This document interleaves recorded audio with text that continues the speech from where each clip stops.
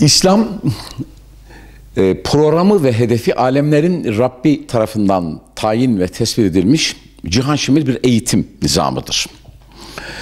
Kur'an-ı Kerim'de ilk kitap Estağfirullah İkra bismi rabbikellezi halak diye başlar malumunuz. Burada okumaktan bahseder ama bu okuma öncelikle Allah'a inanarak, Allah'a sığınarak ve hareket noktası Allah olmak suretiyle yapılan bir okumadır. Kur'an-ı Kerim'de en çok geçen kelime lafzatullah'tır. Yani Allah'ın isimleridir. Burada tevhid inancına vurgu yapılır. Lafzatullah'tan sonra en çok Kur'an-ı Kerim'de geçen kelime ilim kelimesidir. İlim anlamına gelen kelimedir.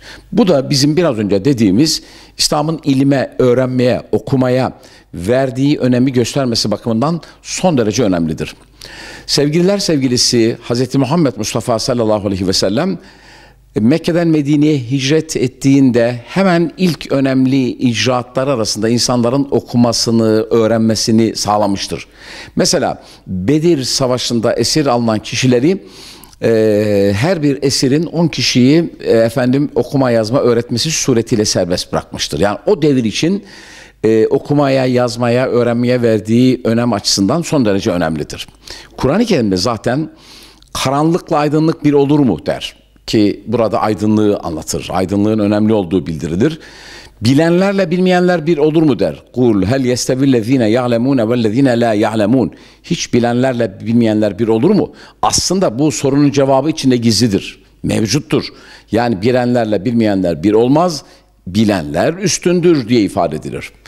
Evet, bizim dinimizin işte okumaya, öğrenmeye, bilgi sahibi olmaya verdiği değerle ilgili daha pek çok şey söyleyebiliriz. Mesela bizim temel hadis kitaplarımızdan Buhari ki hadis kitapları arasında en muteber olanıdır. Buhari hadis kitabını tertip ederken önce vahyin nasıl başladığını anlatır ki bu bir mukaddimedir, bir giriş mahiyetindedir.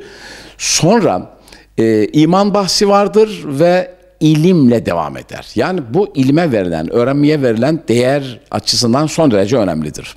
Evet, biz öğrenmeliyiz ki peygamberlerin üzerinde durduğu temel konulardan biri insanların cehaletle karşı mücadele edip bilgi sahibi insanların öğrenmesini, bilgi sahibi olmasını ortaya koymaktır.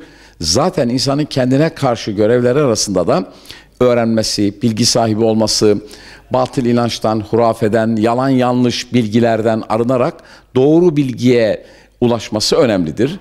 Bu bakımdan bizim gerçekten her birimiz bu konuda çaba sarf etmeliyiz. Beşikten mezara kadar ilim olduğu beyan edilir. Dolayısıyla biz böyle bir dine mensubuz. Böyle bir dinin mensubu olarak bizim bilgi dağarcığımızı genişletmemiz, doğru bilgiye sahip olmamız, dünyamızı mamur etmemiz ve ahiretimizi mamur etmemiz için okumamız, öğrenmemiz, bilgi sahibi olmamız lazım. Ve bütün çocuklarımıza da gençlerimize de bu noktada örnek olmamız lazım.